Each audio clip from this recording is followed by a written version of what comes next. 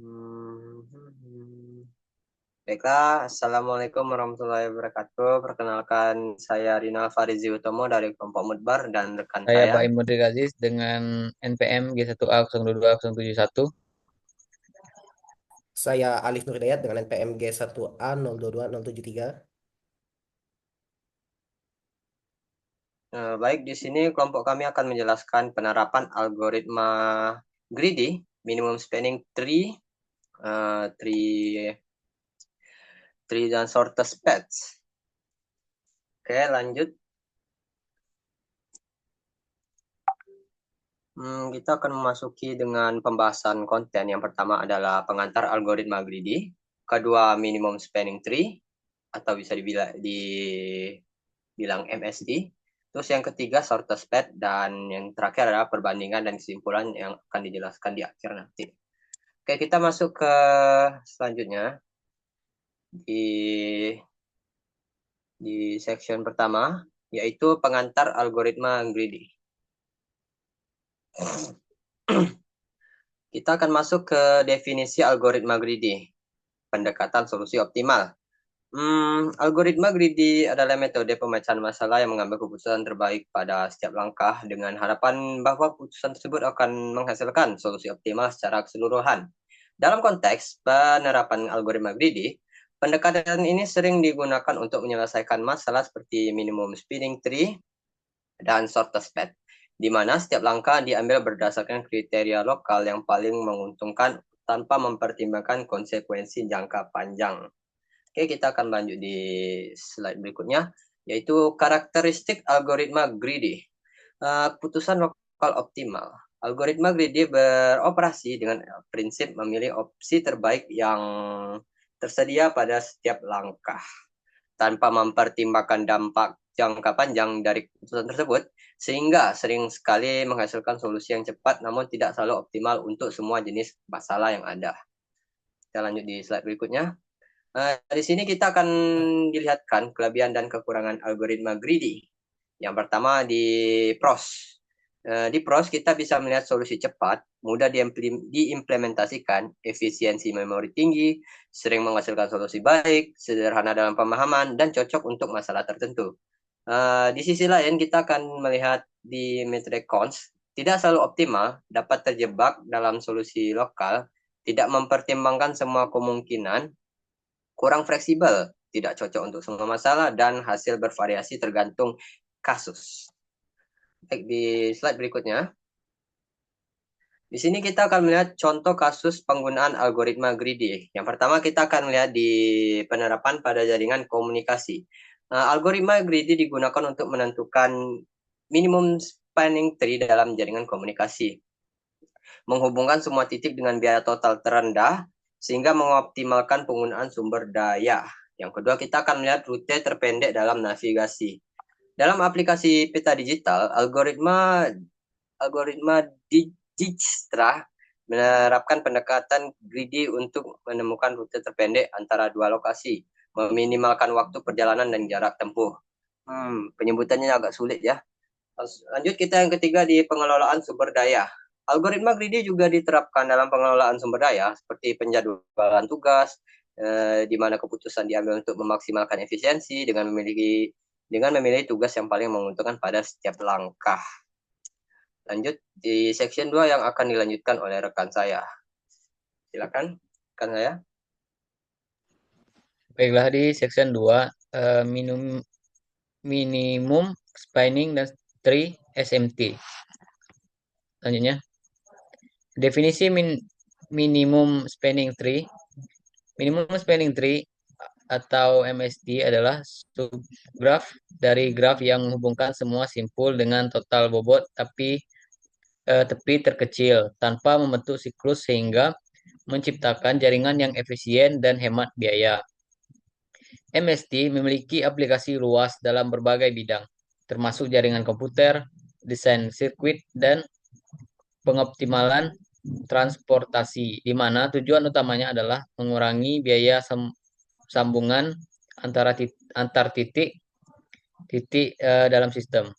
Selanjutnya, algoritma Kruskal untuk MST.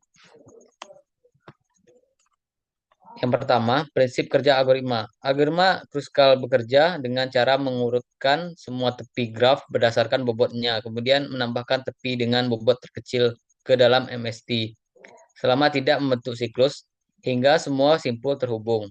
Yang kedua, struktur data yang digunakan.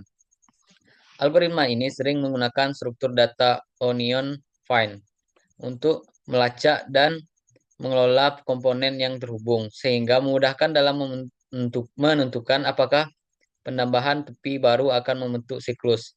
Yang ketiga, kelebihan dan kekurangan. Kelebihan Kruskal adalah kesederhanaan dan efisiennya dalam graf yang jarang, namun dapat menjadi kurang efisien pada graf yang padat dibandingkan dengan algoritma lain seperti prim. Selanjutnya, algoritma prim untuk MST. Prinsip dasar algoritma. Algoritma prim membangun minimum spanning tree dengan memilih tepi terkecil yang menghubungkan simpul yang sudah ada dengan simpul yang yang belum terhubung. Memastikan semua simpul terhubung tanpa membentuk siklus. Proses iteratif. Ini dilakukan secara iteratif, di mana setiap langkah menambahkan tepi dengan bobot terkecil dari himpunan tepi yang tersedia sehingga secara bertahap membentuk MST yang optimal. Kelebihan penggunaan.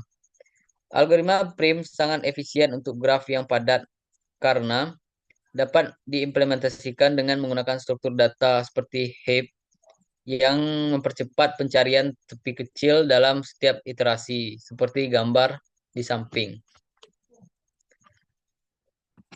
Selanjutnya, contoh penerapan MST. Aplikasi dalam jaringan.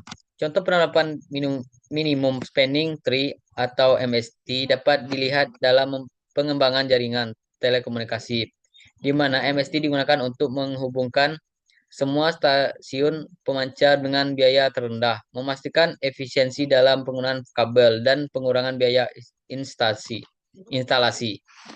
Selanjutnya, session 3, short test path. Route terpendek dalam graf. Shortest path adalah konsep dalam teori graf yang merujuk pada jalur dengan total bobot terkecil antara dua simpul dalam graf yang dapat diterapkan dalam berbagai konteks seperti navigasi, jaringan komputer, dan analisis data, dengan tujuan untuk meminimalkan biaya, waktu, atau jarak tempuh. Definisi short path. Algoritma Dijkstraat untuk shortest path. Metode pencarian route terpendek, algoritma Dijkstraat adalah metode yang efisien untuk menemukan rute terpendek dari satu simpul ke simpul lainnya dalam graf berbobot non-negatif. Dengan cara secara iteratif, memperbarui jarak terpendek yang diketahui dengan setiap simpul yang terhubung, sehingga memastikan bahwa setiap simpul diproses hanya sekali dan menghasilkan solusi optimal. Selanjutnya, algoritma Bellman-Ford untuk short paths. Prinsip kerja algoritma. Algoritma Bellman-Ford berfungsi untuk menemukan rute terpendek dari satu simpul ke semua simpul lain dalam graf, termasuk graf dengan bobot negatif. Algoritma ini melakukan relaksasi tepi secara berulang, memastikan bahwa jarak terpendek diperbarui hingga tidak ada perubahan lebih lanjut yang terjadi setelah iterasi ke N1. Keunggulan dan keterbatasan. Keunggulan utama dari algoritma ini adalah kemampuannya untuk menangani graf dengan bobot negatif, yang tidak dapat dilakukan oleh algoritma Dijkstra. Namun, algoritma Bellman-Ford memiliki kompleksitas waktu O atau VA yang membuatnya kurang efisien dibandingkan Dijkstra pada graf yang besar dan tidak memiliki bobot negatif. Selanjutnya, contoh penerapan short paths. Navigasi dan peta digital. Algoritma Dijkstra sering digunakan dalam aplikasi peta digital untuk menentukan rute terpendek antara dua lokasi. Eh, menim- Meminimalkan meminimalkan waktu perjalanan dan jarak tempuh pengguna.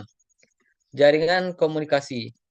Dalam jaringan komputer, algoritma Bell-Montfort dapat diterapkan untuk menemukan jalur terpendek meskipun terdapat bobot negatif.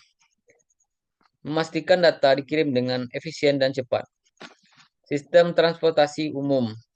Penerapan algoritma short patch dalam sistem transportasi umum membantu merencanakan rute optimal bagi kendaraan, mengurangi waktu tunggu dan meningkatkan kepuasan penumpang. Selanjutnya, session 4 yang akan dijelaskan oleh teman saya Alif. Baiklah, saya akan melanjutkan penjelasan dari teman saya sebelumnya, masuk pada perbandingan algoritma MST dan shortest path. Tujuan utama algoritma minimum spanning tree atau MST bertujuan untuk menghubungkan semua simpul dalam graf dengan biaya total terendah. Sedangkan algoritma shortest path fokus pada menemukan jalur terpendek antara dua simpul tertentu. Pendekatan algoritma MST menggunakan pendekatan greedy dengan memilih tepi terkecil yang tidak membentuk siklus. Sementara shortest path seperti Dijkstra memperbarui jarak terpendek secara iteratif dari simpul awal ke semua simpul lainnya. Aplikasi praktis. MST sering diterapkan dalam desain jaringan untuk mengurangi biaya sambungan, sedangkan algoritma shortest path digunakan dalam navigasi dan pengiriman data untuk meminimalkan waktu dan jarak tempuh. Kemudian aplikasi algoritma greedy dalam kehidupan sehari-hari. Itu ada tiga. Yang pertama ada optimalisasi jaringan transportasi, di mana algoritma greedy digunakan untuk merancang rute transportasi yang efisien, seperti dalam pengaturan jalur bus atau kereta, dengan tujuan mengurangi waktu perjalanan dan biaya operasional. Kemudian yang kedua ada pengelolaan sumber daya energi. Dalam sistem distribusi energi, algoritma greedy membantu dalam menentukan cara terbaik untuk menghubungkan sumber energi dengan konsumen, meminimalkan biaya sambungan dan kehilangan energi. Kemudian yang ketiga ada penyelesaian masalah penjadwalan. Algoritma greedy diterapkan dalam penjadwalan tugas di berbagai industri, di mana keputusan diambil untuk memprioritaskan tugas yang paling mendesak atau menguntungkan, meningkatkan efisiensi operasional. Kemudian kesimpulan dan rekomendasi. Penerapan algoritma greedy. Penerapan algoritma greedy dalam konteks minimum spanning tree dan shortest path menunjukkan efektivitasnya dalam menyelesaikan masalah optimisasi dengan cepat dan efisien. Disarankan untuk mempertimbangkan karakteristik spesifik dari masalah yang dihadapi, karena meskipun algoritma ini sering memberikan solusi yang baik, tidak semua masalah dapat diselesaikan secara optimal dengan pendekatan greedy. Oleh karena itu, pemahaman mendalam tentang konteks dan batasan algoritma sangat penting untuk mencapai hasil yang diinginkan.